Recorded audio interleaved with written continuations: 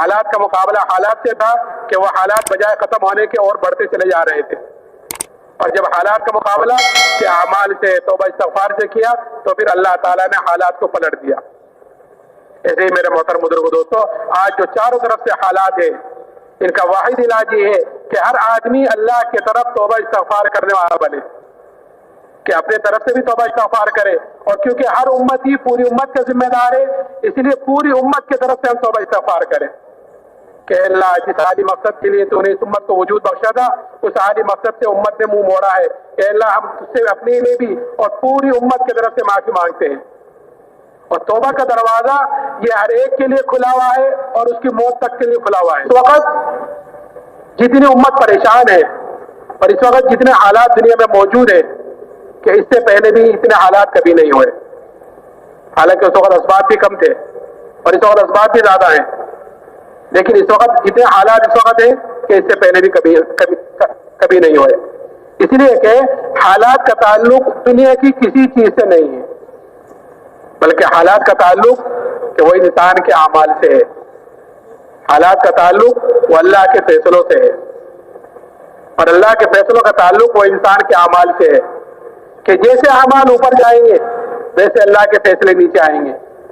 اگر ہمارے اعمال اوپر ایسے جا رہے ہیں جو اللہ کو خوش کرنے والے ہیں، اس کو راضی کرنے والے ہیں، تو اوپر سے جو فیصلے آئیں گے وہ بھی ایسے آئیں گے جو ہمیں خوش کریں گے، اور اگر خدا نہ خواستہ ہمارے اعمال اوپر ایسے جا رہے ہیں جو اللہ کو ناخوش کرنے والے ہیں، اس کو ناراض کرنے والے ہیں، تو اوپر سے جو فیصلے آئیں گے وہ بھی ایسے آئیں گے جو ہمیں ناگوار گزریں گے، جیسے اس وقت چل رہا ہے۔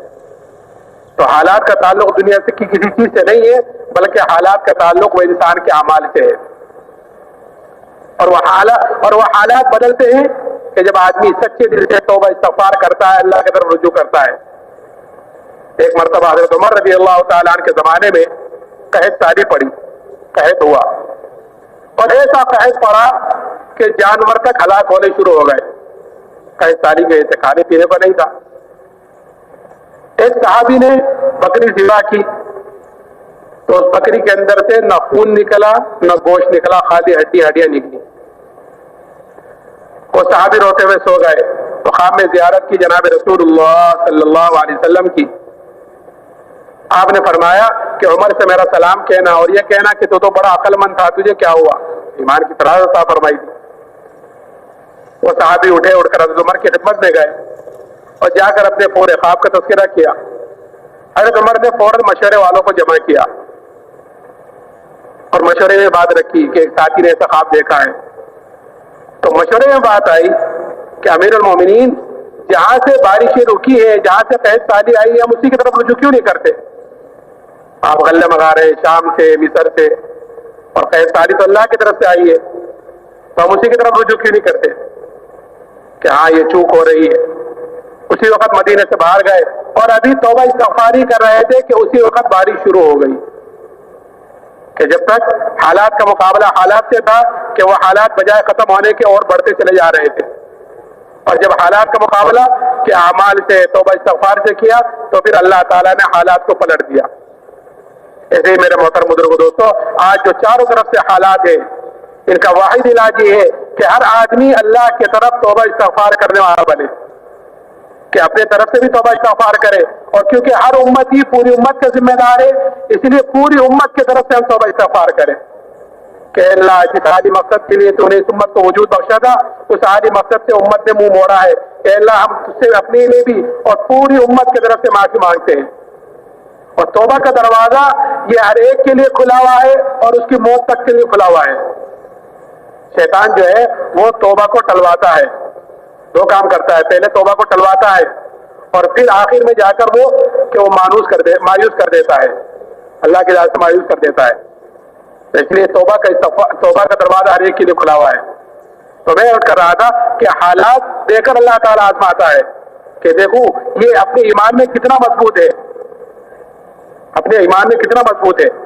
تو وہ صحابی پورا کر دو، وہ صحابی کہ اس کو پہلے تو لالچ دیا، اور لالچ کو تو یہ جواب دیا کہ آدھی بادشاہت نہیں پوری بادشاہت ہے، تب بھی میں پلک جھپکنے کے برابر ایمان کو چھوڑنے کو تیار نہیں ہوں۔ پھر بادشاہ نے ایک دیگ منگائی، وہ دیگ کے اندر پانی کھولایا، پانی گرم کیا، جب پانی خوب گرم ہو گیا اس کے اندر کھول گیا تو قیدیوں کو بلا کر ان کے سامنے اس میں ڈلوایا۔ اب میرے محترم بزرگوں دوستو، یہ کہنے کا تو آسان سی بات ہے کہ میں نے کہہ دیا اور آپ حضرات نے سن لیا، لیکن جس کے سامنے حالات، جس کے سامنے معاملہ پیش آ رہا ہے کہ ایمان کے اعتبار سے، یقین کے اعتبار سے کتنا مضبوط ہوگا، وہ دیکھ رہا ہے کہ اس کے اندر قیدیوں کو ڈالا جا رہا ہے اور مجھے بھی اس کے اندر ڈالا جائے گا، لیکن اس کے باوجود وہ تسلیم مسلی ہو رہا ہے، کتنا یقین مضبوط ہوگا۔ لیکن آج مسلمان چھوٹی چھوٹی باتوں پر اپنے ایمان کو بیچ دیتے ہیں، چھوٹی چھوٹی چیزوں پر ایمان کا یقینی کمزوری کی وجہ سے ایمان کو خراب کر دیتے ہیں۔ یہ یقین کی کمزوری کی بات ہے، یقین کی کمزوری کی بات ہے کہ جس کا جیسا یقین ہوگا بدن سے نکلنے والے اعمال اس کے اعتبار سے ہوں گے، اور جیسا یقین ہوگا آج اس کے اعتبار سے اس پر جمے گا۔ تو قیدیوں کو بلا کر اس میں ڈلوایا اور یہ کہا کہ یہ تو ایمان سے پھر جاؤ، نہیں تو تمہیں اس میں ڈالا جائے گا۔ وہ صحابی کہنے لگے تجھ سے جو ہو سکے وہ تو کر لے۔ تو بادشاہ نے کہا اس کو ان میں ڈال دو۔ جب وہ لے جانے لگے ڈالنے کے لیے تو وہ صحابی رونے لگے، تو بادشاہ کو اس کی اطلاع کی گئی کہ وہ تو صحابی تو رو رہے ہیں، تو ان کو بلایا اور یہ سمجھا بادشاہ کہ اب یہ ڈر گئے ہیں، اب یہ ایمان سے پھر جائیں گے۔ پھر ان کے اوپر نصرانی کو پیش کیا تو وہ کہنے لگے کہ میں نے تجھ سے ایک مرتبہ کہہ دیا کہ تجھ سے جو ہو سکے وہ تو کر لے، کہ اچھا پھر رو کیوں رہے تھے؟ کہ میں تو اس لیے رو رہا تھا کہ میرے بدن کے اندر ایک جان ہے، وہ جان اس دیگ میں ڈالی جائے گی، ختم ہو جائے گی۔ میں تو اس لیے رو رہا تھا کاش میرے روئے میں جان ہوتی، میرے بدن کے اندر 100 جانیں ہوتی، اور وہ ساری کی ساری جانیں آج اس دیگ میں ڈالی جاتی، اور وہ ساری کی ساری جانیں میں اللہ کے نام پر آج قربان کر دیتا۔ کہ ایک جان کا کیا قربان کرنا، میں تو اس لیے رو رہا تھا کہ آج 100 جانیں ہوتی تو ساری کی ساری جانیں میں کہ اللہ کے نام پر قربان کرتا۔ میرے محترم بزرگوں دوستو، یہ جذبہ بنتا ہے دعوت سے کہ جب آدمی اللہ کی بڑائی کو بولتا ہے، سنتا ہے، اس کی دعوت دیتا ہے تو پھر جان مال اللہ کے نام پر لگانے کا جذبہ پیدا ہوتا ہے، اور پھر آدمی اپنے ایمان کی طرف سے فکر مند ہوتا ہے کہ جس چیز کے اوپر آدمی کا جان مال وقت لگتا ہے اور جس چیز کے لیے آدمی قربانی دیتا ہے اس چیز کی طرف سے آدمی فکر مند بھی رہتا ہے ہر وقت۔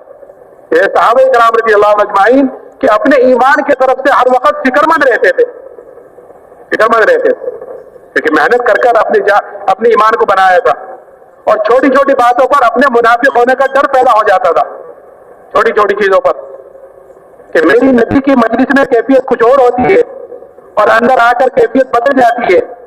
یہ چھوٹی سی بات ہے کہ نبی کی مجلس میں کیفیت کچھ اور ہے اور اگر اندر گھر آ کر کیفیت بدل گئی کہ اپنے منافق ہونے کا ڈر پیدا ہو گیا، اور پھر اتنا ہی نہیں کہ اس کی تعویل کر لی ہوگی کہ نہیں، اس فکر کو لے کر کھڑے ہوتے اور اس فکر کو لے کر نبی کی خدمت میں جاتے۔ حضرت حنظلہ کا قصہ مشہور ہے نا، چھوٹی سی کہ بیوی کے پاس سے نکلتے ہوئے کہ نکلے کہ نافق حنظلہ، نافق حنظلہ، کہ ابو بکر سے ملاقات ہوئی، ان سے کہا تو ابو بکر نے پوچھا تو یہ وجہ بتلائی کہ جب ہم نبی کی مجلس میں ہوتے ہیں اور آپ جنت کا، دوزخ کا، قبر حشر کا ذکر کرتے ہیں تو ہمارے اندر کی کیفیت تو کچھ اور ہوتی ہے، جب گھر آ جاتے ہیں تو بیوی بچے پاس آتے ہیں، کچھ ہنسی مذاق کی باتیں شروع ہو جاتی ہیں، وہ کیفیت ختم ہو جاتی ہے جو نبی کی مجلس میں ہوئی۔ کہ کیفیت تو میرے اندر بھی ہے حنظلہ، کہ چلو چل کر حضور سے پوچھتے ہیں۔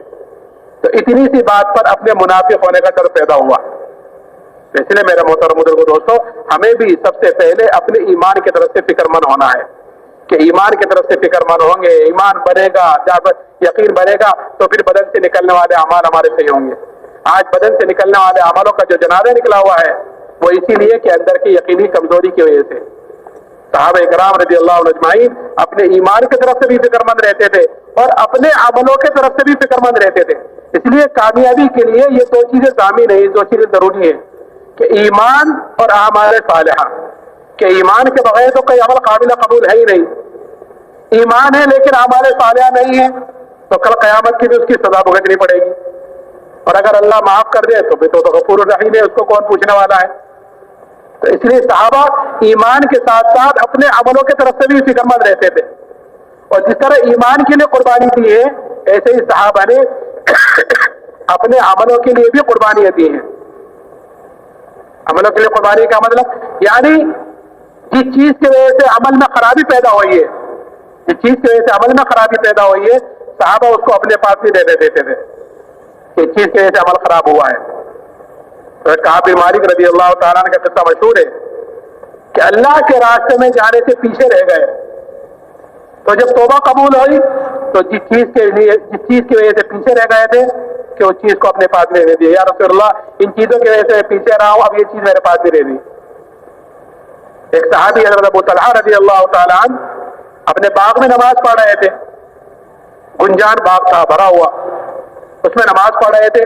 ایک پرندہ اندر گھس گیا اور اس کو کہیں باہر نکلنے کا راستہ نہیں ملا, کبھی ادھر جائے کبھی ادھر جائے.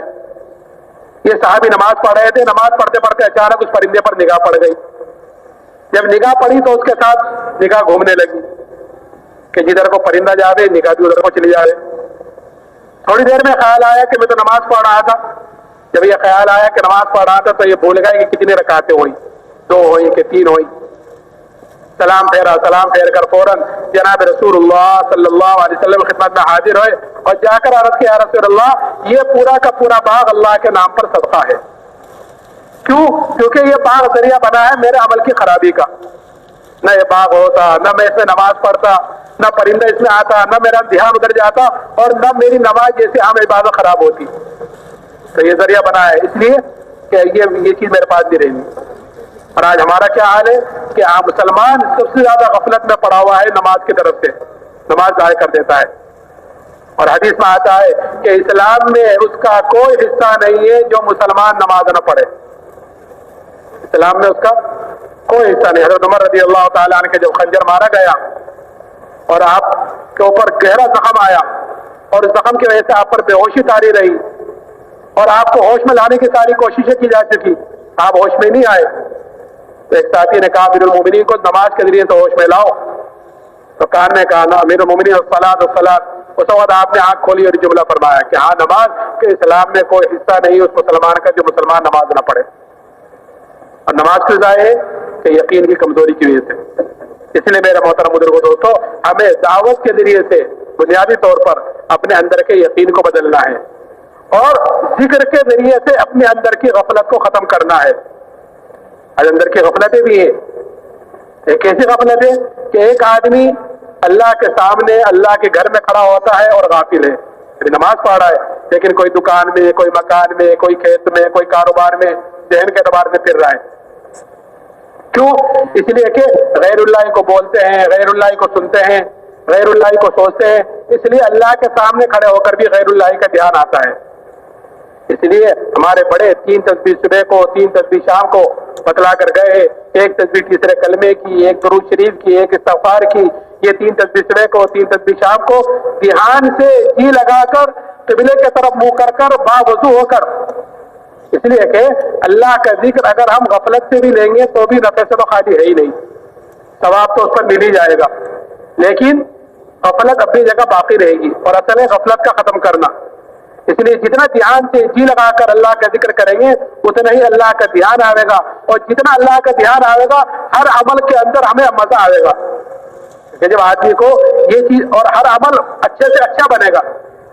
اس لیے کہ آدمی کو جب یہ پتہ چل جائے کہ میرا یہ کام کوئی دیکھ رہا ہے, مثال کے طور پر کوئی طالب علم ہے نماز پڑھ رہا ہے, اگر اس کو یہ پتہ چل جائے کہ پیچھے میرے استاد کھڑے ہوئے میری نماز کو دیکھ رہے ہیں, تو کسی نے اچھی نماز پڑھے گا, کوئی بھی اتنی اچھی نماز پڑھے گا کہ استاد میرے کھڑا ہوا ہے پیچھے, اچھی سے اچھی نماز پڑھے گا.